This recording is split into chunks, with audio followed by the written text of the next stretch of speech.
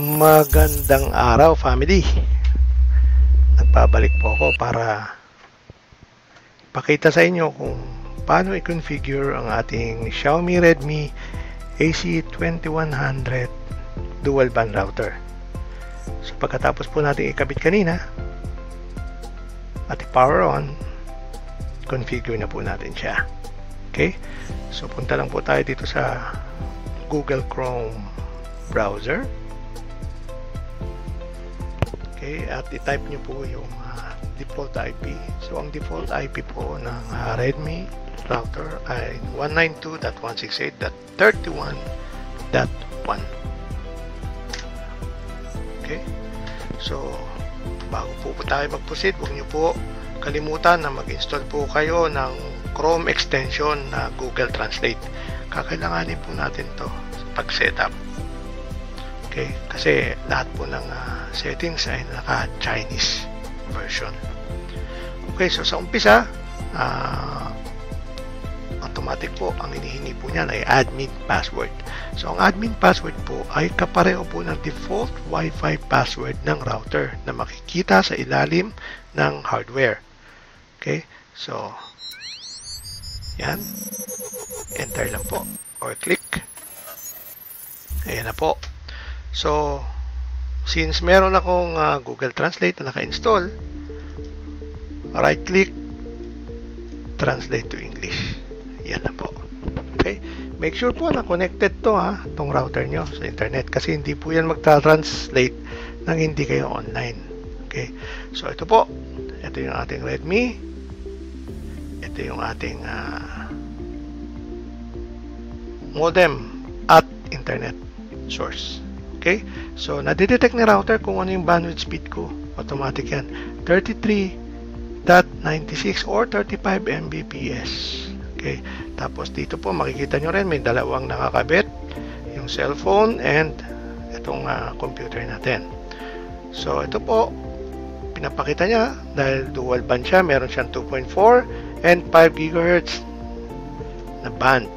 Okay? So, dito nyo po masisetup ang gusto nyong pangalan yan at saka password po. So dyan po setup. Okay, and dito po meron din pong quick menu kung saan pwede nyo rin pong palitan yung mismong router name. Pwede nyo pong i-upgrade ang firmware, pwede nyo pong i-download ang apps direkta. Okay, so far ito po, pag clinic nyo yan, merong app for Mac. Okay? Pero yung PC client na decommission na po, tinanggal na po yan. Ang meron na lang po ito, dalawa. Okay? So, scan nyo po para po ma-download nyo sa Android. Yung Mi Wi-Fi app. Okay? So, dito po reboot and logout. Alright. So, punta na po tayo sa pinaka basic settings. Ano po? So, dito po, right-click, translate to English. So, every time may pupuntahan tayong option, kailangan i-translate po natin. So, ito po yung sinasabi ko na pwede rin po kayong maglagay dito ng password. Okay. At pwede nyo i-configure dito yung mga band. Kung standard lang ba ang power niya, or wall penetrating ba, or energy saving. So, ang wall penetrating, ito yung may mga maraming silid sa kabahayan. O medyo malaking bahay, meron kayong second and third floor. Okay? Standard naman kung medyo duplex type yung bahay. Okay? Alright, so meron din option na patayin yung router. So, parang sleep mode. Pwede kayong mag-schedule nun. Okay, so yun na po. So, may mapapansin po kayo dito ang dalawang option. So, dito po muna tayo sa Wi-Fi dual frequency in 1. Ito po yung exclusive sa Redmi Wi-Fi routers kung saan pinagsasama niya ang signal na 2.4G at 5G. Okay. At lalabas po sa inyong Wi-Fi display ay isang pangalan ng router na lang, which is ito, Redmi 98AE. So, para saan po ito? Ginagamit po ito para hindi na po kayo mag-switch kung sa anong gusto nyong band, 5G o 2.4. Automatic na po si router magbibigay sa inyo. Pag within the range po kayo ng 5 GHz, ibibigay po sa inyo ni router is 5 GB. Pag medyo lumayo na po kayo, hindi na po kayo abot ng 5 GB, isi-switch po nila kayo sa 2.4. Ang konting disadvantage lang, merong very slight interruption lang naman po. Kasi magsiswitch po, magdi-disconnect ng konti. Pero dun sa aking na-experience, medyo hindi naman ako naabala. Maybe sa mga heavy gamers, no? Pero it's not a big deal. Mabilis po yung handshake method ni Redmi router. Okay? So, ayan po ang basic. No? Ito naman po sa baba, yung exclusive din na feature, yung MIMO. Alam ko, meron po ito si Asus routers, no? Yung mga bago na Asus. Okay, itong multi-user, multiple input-output technology, beamforming to. Okay? So, in layman's term, para ka naka-lockdown. Alam niyo po ba yung crosshair, no? Naka-aim sa'yo si Wi-Fi. Kahit saan ka magpunta, hindi ka makakawala. So, anong reason nito? Bakit? No? It enhanced the Wi-Fi experience at saka resource utilization. So, it improves the efficiency of the wireless resource. Maganda ang wireless connectivity mo. Solid. Okay? Wala masyadong spike. And, since itong si Xiaomi, Redmi, ay merong Wi-Fi optimization, automatic pagka may nasensyang other Wi-Fi present sa area nyo, halimbawa marami kayong internet, medyo yayamanin, ano? Meron kayong PLDT, Globe, Sky sa loob ng bahay nyo. Pag na-detect yan, Wi-Fi, so magkaagawan po yan ng channel. Okay? So si Redmi po, pipili niya kayo ng channel na pinaka-optimize para sa device ninyo. Yun ang tinatawag ng Wi-Fi optimization. Siya na pong bahala mag-select ng channel para sa inyo. Okay? So, yun po. Kasi, actually, hindi din advisable yung papalit-palit ng channel sa mga modem. Kasi, nagbabago-bago rin po kasi yung interference, lalo na sa mga kapitbahay nyo pag may mga malalakas silang mga router sa kabila, no? Ganon din po ang ginagawa, palipat-lipat. Mas maganda, i-auto nyo na lang po or bumili kayo ng third-party router at na may ganitong feature, Wi-Fi optimization. Okay? Si Redmi meron po yun. Okay, so yan po. Punta na po tayo dito sa internet settings. So dito po, nandiyan na po yung basic information. Ang pinaka-router po natin is si naka DHCP mode. Of course, siya po nagbibigay ng mga IP addresses sa mga device. Okay? At ako, nakaklik po sa akin yung configure DNS manually. Okay? Sa iba po, auto. Bakit ko po ginagawa ito? Meron po tayong tinatawag na mga DNS. Okay, napaka-importante po sa akin yan kasi it helps stabilize yung browsing activity and Wi-Fi activity na rin kasi po medyo safe yung network nyo. So, saan ko po nakuha itong mga numero na to? Dito ko po yan nakuha. Okay. So, isa po to sa mga known DNS servers in the world, no? OpenDNS, Cloudflare, Google Public, DNS, Commodore, etc. Ang pinaka-stable po sa lahat ay si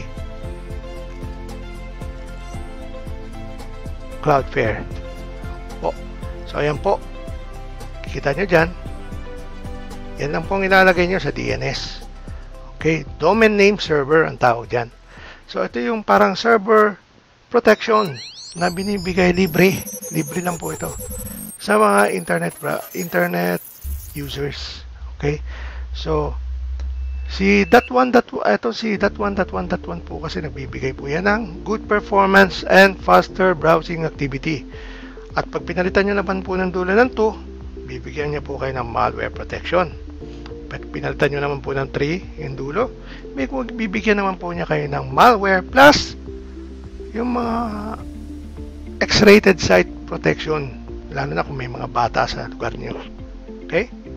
So, ayan, adult content blocking kung tawagin. Okay? So, yan po. Importante po yan. So, yung may mga modem po na hindi nyo magagalaw po yan. Kasi, kailangan nyo ng super admin or super user na access. Okay. So, yan ang kagandahan. Pag may third party router ka, pwede mo pong baguhin yan. Okay. So, ito. Other than that, yung MAC address ng ating router, nandyan na rin po. Okay. So, dito po sa working mode switch, ito para sa mga hindi pa nakakaalam, pagka nagsalpak po kayo ng third party router, automatic po ang tawag po dyan ay repeater, router repeater. Okay, so repeater may dalawang mode, wired at saka wireless. So pag nilagyan nyo po ng LAN cable papunta ron sa modem, yung router, ang tawag po sa kanya wired repeater. Okay, pagka naman po ay nilayo nyo yung router sa malayo at pinower on nyo siya, nagiging wireless repeater. Ibig sabihin, ibuboost niya yung signal ng mas malayo pa. Pero kailangan nyo muna siyang i-connect wired na nakakonect yung cable.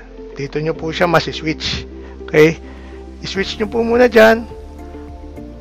Ayan po. Ito po yung normal router working mode, wireless relay working mode, okay, and wired relay working mode. Okay? Ito yung normal routing mode. Okay. So ibig sabihin siya ay magbuboost lang ng signal. Okay, papahabain lang niya at ang gagamitin pa rin yung pangalan kung ano yung modem nyo. Kung ano yung brand ng modem nyo. Halimbawa, Huawei, Cisco, Netgear, TP-Link, etc. Kung ano yung inisyo ni ISP. Okay, pampalayo lang po. Okay, so yun po. So ito, naka normal mode lang po siya. Normal mode. Be careful pag nag-switch po kayo dito para maibalik nyo po sa dati yan. Sa experience ko po, ni-reset ko po yung router para bumalik sa normal mode. Okay, kasi pagka pinalitan nyo na po ito as repeater, dalawa na lang po ang option yan, wired at wireless. Wala na yung normal mode as router. So, merong pong mga features dito na madi-disable kasi naka-dependent siya dun sa modem. So, nag-act lang siya as pampakalat ng signal. Sana po may na-gets kayo doon. So, yun na po. Security center po. Okay, naka-translate na sa English, no? So, dito po, kung gusto nyo po talaga na walang napaka-safe po ng yung router at hindi kayo ma-hack, ito po ang sinasuggest ko. Pwede pong pindutin nyo to whitelist mode at ilista nyo po lahat ng device nyo rito kasama ang kanyang MAC address. Okay, so lahat lang po ng device na nilagay nyo dyan, yun lang yung makakakonect sa internet. Wala na pong iba. Kahit default password lang po yung wifi nyo, pwede po. Hindi po nila mapapasok yan kasi wala po sila doon. Ipa-block po nila any device coming in to your router. So yun po. So andito rin po yung pagpalit ng admin password. Okay? Right? So sa LAN settings naman, dito po mga DHCP something lang po yung nandito, no? Automatic na po yan. Siya po yung nag-a-assign ng mga IP address sa mga devices. Yung sa akin po, naka-static po ako. Makikita nyo po kung bakit.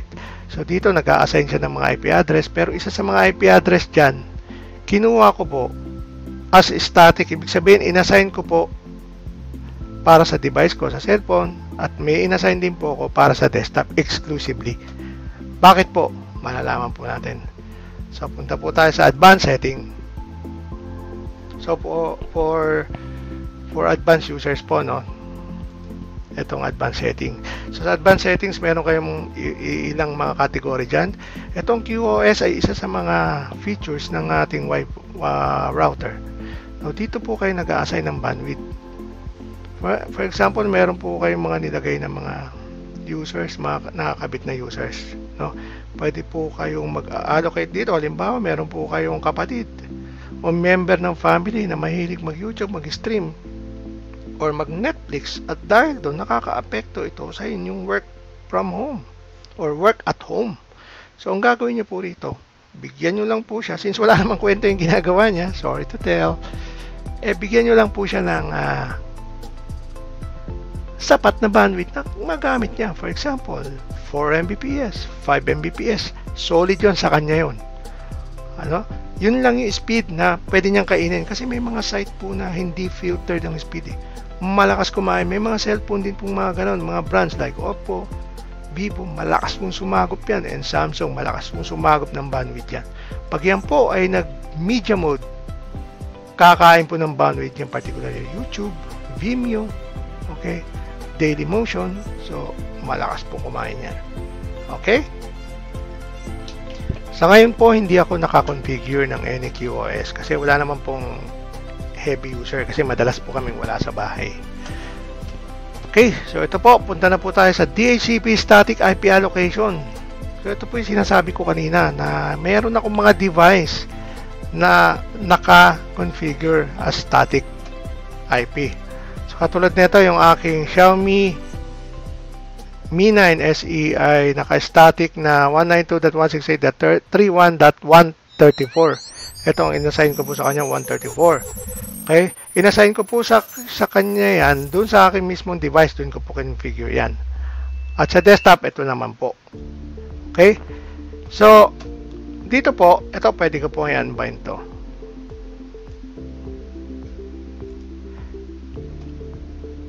Okay? Ito po, kaya ko po siya nilagay dyan, malalaman nyo po. Okay? So, pagkatapos ko pong i-assign sa 134, binine ko po siya sa router. Sinasabi ko po sa router na, router, ito po yung 134 ay para lang sa cellphone ko. Wag po kayo magre-release ng iba na magkakaroon ng duplicate IP address at magkakaroon po ng network clogging. Okay, magkakaroon ng IP loops. Okay, so yan po. Okay, so after nyan, skip na po natin itong DDNS. Diretso po tayo sa port forwarding. Ito po yung reason bakit po ako nag-assign. Okay. Kasi po may nilalaro po ako yung Mobile Legends. At madalas po kasi naglalag, lalo na po sa Converge Internet. No? So, nagawan ko po ng paraan yun. Okay. Kasi si Converge Internet medyo unstable. Maraming jitter, maraming packet loss. So, ngayon, pagkagamit po ng third-party router, napipilter na po niya. Although medyo slightly bumaba yung bandwidth, pero at least solid yung bandwidth na binabato ng third-party router pagka ginamit mo. At ginamitan ko po ng port forwarding or port range forwarding. Okay? Kinuha ko lang po itong mga details na nandito. Ayan, starting point, end point. Yan. Kinuha ko lang po yan online. Meron pong meron pong search nyo lang po sa Google kung saan makikita yung mga ports, kung tawagin na yan, exclusive para kay Mobile Legend. Okay? So yan, port forwarding para po sa aking cellphone. Ito po yung cellphone ko, 134. Kasi sa network po, hindi nyo po masasabi sa network, hindi pa makikilala pag gumamit kayo ng letra. Ito po ang ginagamit sa network talaga, binary. Okay? So ito, yan po. So, lahat ng port na yan, pag kumulik ako sa Mobile Legends, dumidirekta na po ako dyan. Hindi na po paligoy-ligoy yung connection kung saan ka pang server mo babato. Diretso ka na po mismo sa may MLBB. This will minimize yung travel time ng connectivity mo. So, the less na magta-travel ka when connecting to a certain site, is mas maganda yung connection. Although, nag-base pa rin talaga kung gaano kaganda yung internet mo, yung bandwidth mo. Okay? And yun nga, dahil may mga configuration din tayo kanina, DNS 1.1.1.1, makakatulong din po yun. Okay? And ito rin po. Okay, as in na-minimize po dati, nagwa 128, 124, 178 yung MS, yung ping ko sa Mobile Legends. Pagkatapos ko po lagyan ng ganito at i-bind yung aking IP. Nagiging 11 na lang. Minsan 8 ms, ganoon na lang po. Naglalaro na lang po. Pinakamataas na po yung 32 ms. Okay, so malaking bagay po to. Pwede nyo rin pong gawin to sa modem nyo. Okay, pero do it at your own risk po. Kailangan maghanap po kayo ng tutorial paano gawin yan. Okay, so eto si router natin, meron siyang VPN service, no? Depende po sa ginagamit nyo. Okay, meron tong Smart VPN tsaka Xiaomi Service Go VPN. Ito yung mga built-in VPN. Okay, so sa ngayon po hindi ko po ginagamit muna yan kasi for advanced users lang yan eh. Okay, kasi meron po dun sa Xiaomi app yung Mi Wi-Fi dun sa phone na pwede kang, may mga firewall ano po dun, may mga firewall settings. Okay, na ma-utilize natin yung mga yon. Mas maganda po yung kaysa dito sa mga VPN private network. Let's say mas secure po ito, though it can slightly affect other users. Okay, kasi magiging priority kayo niyan eh pagdating sa bandwidth. Okay, so yun na po. Sana po may natutunan kayo. Inire-recommend ko po itong Xiaomi Redmi AC2100 dual band routers. Okay, madali lang po siyang basta meron po kayong Google Translate. Meron din naman po sa cellphone natin na English version yung yung Mi Wi-Fi. Madali lang po intindihan. Ano po? So, kung meron po kayong katanungan, message lang po kayo. And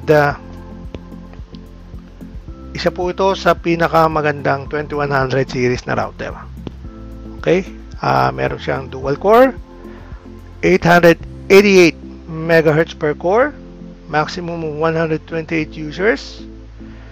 Okay? And ayun nga po yung mga features niya, QoS, MIMO technology or beamforming. Sa beamforming po pala, hindi lahat ng devices supported ng beamforming. May mga devices po na hindi